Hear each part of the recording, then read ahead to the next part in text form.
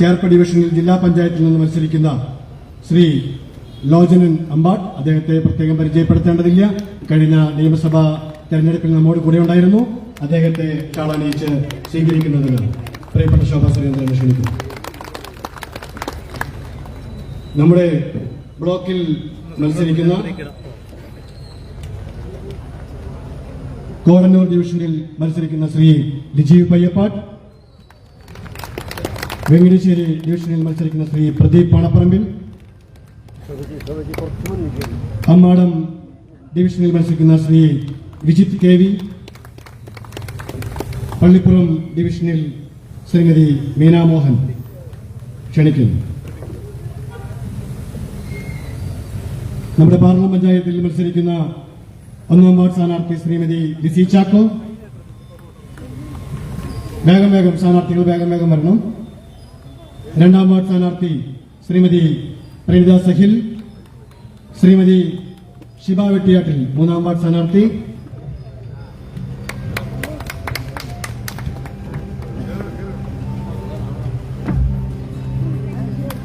നാലാം വാർഡ് സ്ഥാനാർത്ഥി ശ്രീമതി ഡാലി ബിനോയ്,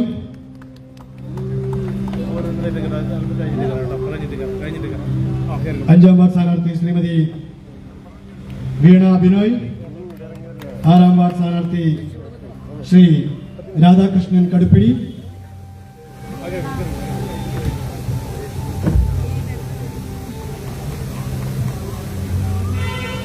7-ാം വാർഡ് സ്ഥാനാർത്ഥി ശ്രീമതി അനിതാ പ്രസന്നൻ, 8-ാം വാർഡ് സ്ഥാനാർത്ഥി ശ്രീ മനീഷ് ശിവപുരം,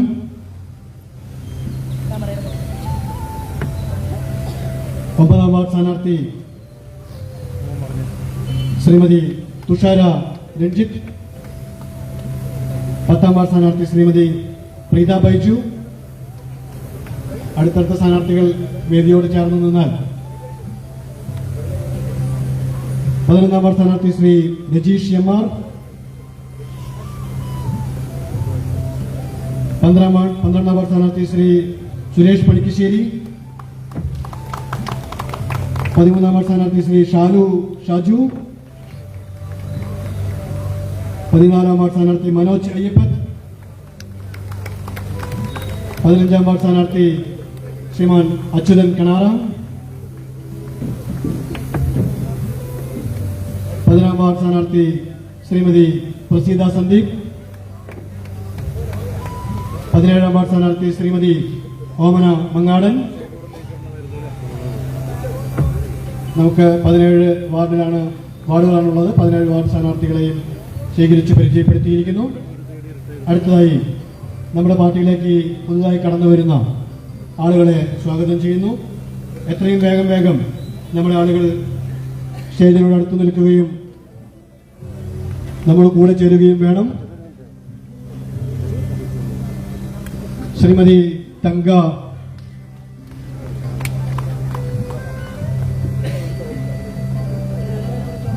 ശ്രീ സുധീരൻ റിട്ടയേർഡ് സബ് ഇൻസ്പെക്ടറാണ്. ശ്രീ പുഷ്പാങ്കദൻ ജ്യോതിഷ ആചാര്യനായിട്ടുള്ള ശ്രീ പുഷ്പാങ്കദൻ.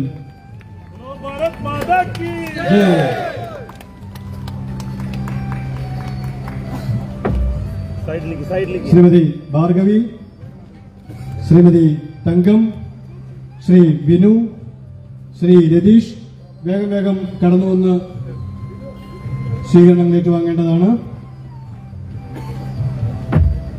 ശ്രീ സോമൻ, ശ്രീ അനീഷ്, ശ്രീമതി കോമളം, ശ്രീ കണ്ണൻ, ശ്രീമതി ഇന്ദിര, ശ്രീമതി റോസിലി, ശ്രീമതി രമണി, ശ്രീമതി വാണി, ശ്രീമാൻ തങ്കപ്പൻ നായർ, ശ്രീമാൻ ഉണ്ണികൃഷ്ണൻ, ശ്രീമതി രാഖി, ശ്രീമതി സിന്ധു, ശ്രീമതി ശോഭന, ശ്രീമതി കുമാരി, ശ്രീമതി ലതിക, ശ്രീമതി തങ്കം കെ, ശ്രീമാൻ നിതീഷ്,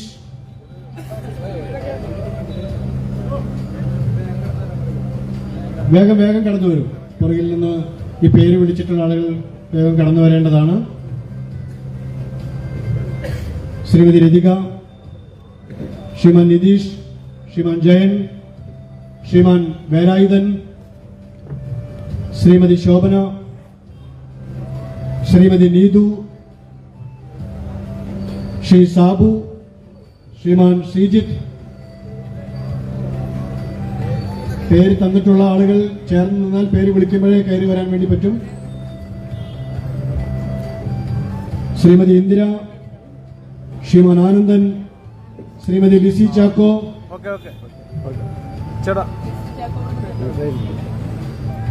ശ്രീമതി ലത, ശ്രീമതി സുമതി, ശ്രീ ബാവ, ശ്രീമതി നീതു, ശ്രീമതി മഞ്ജു, ശ്രീ സുബ്രൻ, ശ്രീമതി അനിത,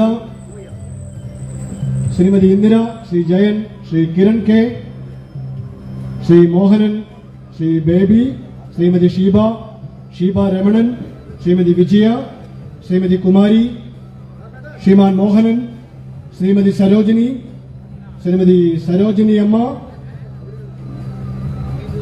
ശ്രീ ജയചന്ദ്രൻ, ശ്രീമതി അമൃത, ശ്രീ ആദിത്യൻ, ശ്രീമതി നീതു അനിൽകുമാർ, ശ്രീമാൻ രഞ്ജുനാഥ്, ശ്രീ സലീഷ്, ശ്രീമതി സുശീല, ശ്രീമതി ലളിത, ശ്രീ രാമു, ശ്രീ ഉണ്ണി, ശ്രീ ഉണ്ണിക്കണ്ണൻ, ശ്രീ ഗോവിന്ദൻകുട്ടി. പേര് വിളിച്ച ആളുകൾ കടന്നുപോയി എന്നുള്ള കാരണം കൊണ്ട് വരാതിരിക്കേണ്ടതില്ല. നമ്മുടെ പ്രിയങ്കരിയായ നേതാവിന് ഒരല്പം തിരക്കുള്ളത് കൊണ്ടാണ് ഞാൻ വളരെ വേഗത്തിൽ പേരുകൾ വിളിച്ചു പോകുന്നത്. നേരത്തെ പേര് വിളിച്ചവർ കയറി വരണം. ശ്രീമാൻ ഗോവിന്ദൻകുട്ടി, ശ്രീ വാസ, ശ്രീ രമ, ശ്രീമതി ഓമന, ശ്രീ രാജേഷ്, ശ്രീ വേലായുധൻ ശാസ്താംകടവ്, ശ്രീ വിമൽ, ശ്രീ ഗോപാലകൃഷ്ണൻ, ശ്രീമതി ബിന്ദു,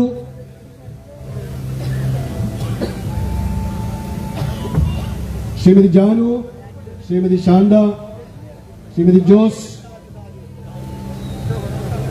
ഷാജു ശാസ്താംകടവ്, ശ്രീ ജോസ്, ശ്രീ ബിജു, ശ്രീ സുജീഷ്, ശ്രീ ചന്ദ്രൻ, ശ്രീമതി സൗമ്യ, ശ്രീ ചന്ദ്രൻ കണിയൻ.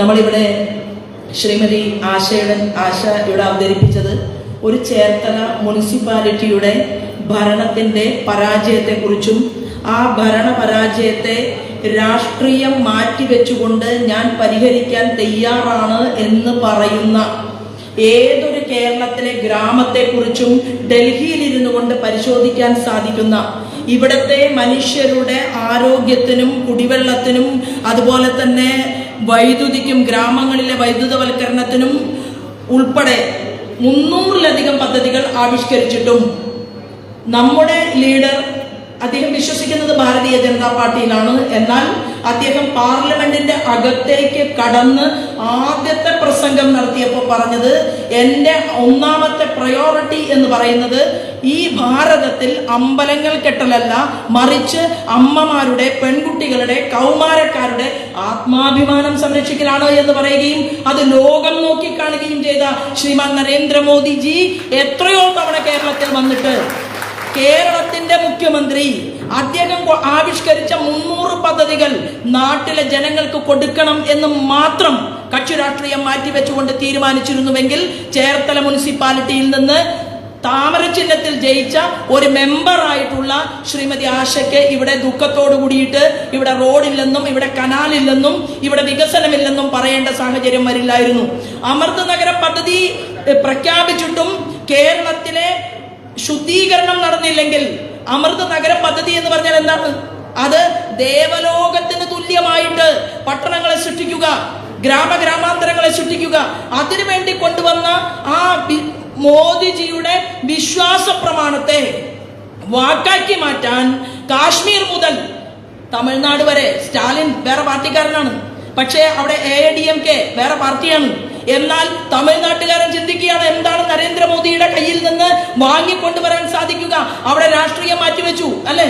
അവർ ഒരുമിച്ച് ചേർന്നുകൊണ്ട് അവരുടെ നാട്ടിലേക്ക് ഫണ്ട് കൊണ്ടുവന്ന് വികസന പ്രവർത്തനങ്ങൾ നടത്തുമ്പോൾ കേരളത്തിന്റെ മുഖ്യമന്ത്രി പോട്ടെ, പ്രതിപക്ഷ ലീഡറുടെ ചിന്ത എന്താണ്? ഭാരതീയ ജനതാ പാർട്ടിക്ക് നല്ല 20% വോട്ട് കിട്ടിയിട്ടുണ്ട്. ഭാരതീയ ജനതാ പാർട്ടിക്ക് ഒരു സംസ്ഥാന അധ്യക്ഷൻ, യഥാർത്ഥത്തിൽ കേരളത്തിൽ നമ്മുടെ സംസ്ഥാന അധ്യക്ഷൻ അല്ലെ ശ്രീമാൻ രാജീവ് ചന്ദ്രശേഖർജി ഭാരതീയ ജനതാ പാർട്ടിയുടെ ഒരു പ്രസിഡന്റ് ആയിട്ട് ഒതുങ്ങിക്കൂടേണ്ട ആളാണോ? അല്ല. ടെക്നോളജിയുടെ തലപ്പത്തിരുന്ന് ഐ ടി കേന്ദ്രത്തിന്റെ ക്യാബിനറ്റ് മിനിസ്റ്റർമാരിൽ ഒരാളായിരുന്ന് മുന്നോട്ട് പോയിട്ടുള്ള ഒരു മനുഷ്യനെ, ഒരു വ്യക്തിയെ ഈ കേരളത്തിന്റെ സംസ്ഥാന അധ്യക്ഷനാക്കിയിട്ട് പ്രവർത്തിക്കാൻ വേണ്ടിയിട്ട് തീരുമാനമെടുത്തിട്ടുണ്ടെങ്കിൽ എന്താ കാരണം? ഷഡനോട് ഷാഢ്യം.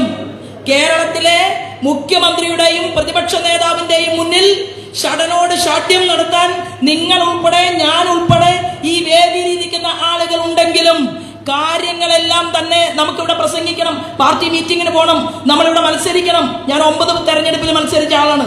ഇതെല്ലാം ചെയ്യുന്നതിന്റെ കൂട്ടത്തിൽ അടിക്കടിക്ക് ഡൽഹി പോകാൻ പറ്റുമോ? അവിടുത്തെ ആളുകളുമായിട്ട് സംസാരിക്കാൻ പറ്റുമോ? ഇല്ല. നമ്മൾ ഗ്രാമങ്ങളിലും ജനങ്ങൾക്കിടയിലും സാധാരണക്കാർക്കിടയിലും പട്ടിണിപ്പാവങ്ങൾക്കിടയിലും പ്രവർത്തിക്കുമ്പോൾ നമുക്ക് എന്ത് വേണം?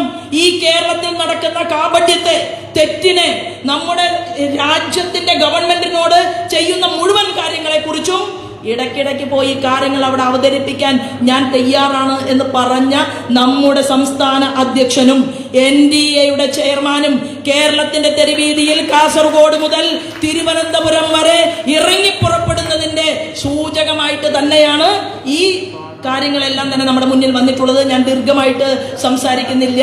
പക്ഷേ ഇരിക്കുന്ന ആളുകൾ തീരുമാനമെടുക്കേണ്ടത് എന്താണ്?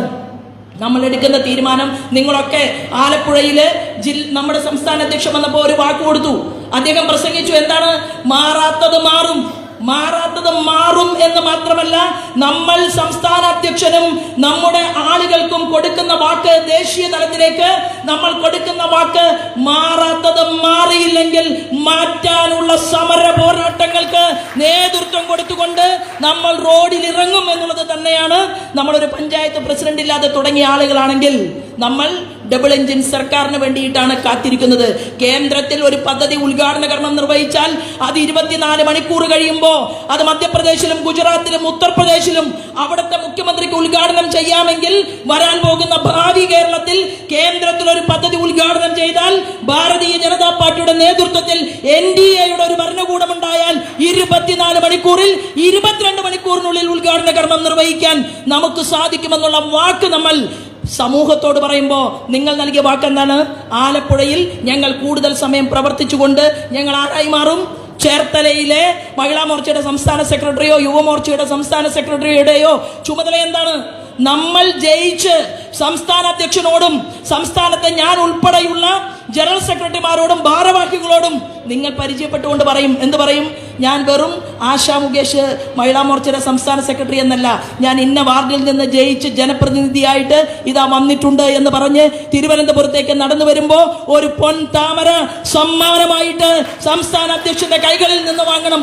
അതിന് ഓരോ നിമിഷവും പ്രവർത്തനത്തിന്റെ കർമ്മമണ്ഡലത്തിൽ ഇറങ്ങാൻ നിങ്ങൾ ഓരോരുത്തരും കൂടുതൽ തയ്യാറെടുപ്പ് നടത്തുന്ന ഈ വേളയിൽ സമയം കളയാതെ അതിന്റെ പ്രവർത്തനത്തിന് ചുക്കാൻ പിടിക്കുക. അതിന് ജഗദീശ്വരൻ അനുഗ്രഹിക്കുമെന്നുള്ള കാര്യത്തിൽ തർക്കമില്ല. ശ്രീമാൻ തുഷാർജി ഇവിടെ പ്രസംഗിച്ചു കേട്ടില്ലേ? തുഷാർജിയുടെ പ്രസംഗം ഞാൻ ശ്രദ്ധിക്കുകയായിരുന്നു. കാരണം ഇനി ഇങ്ങനെ വിട്ടാൽ പറ്റില്ല.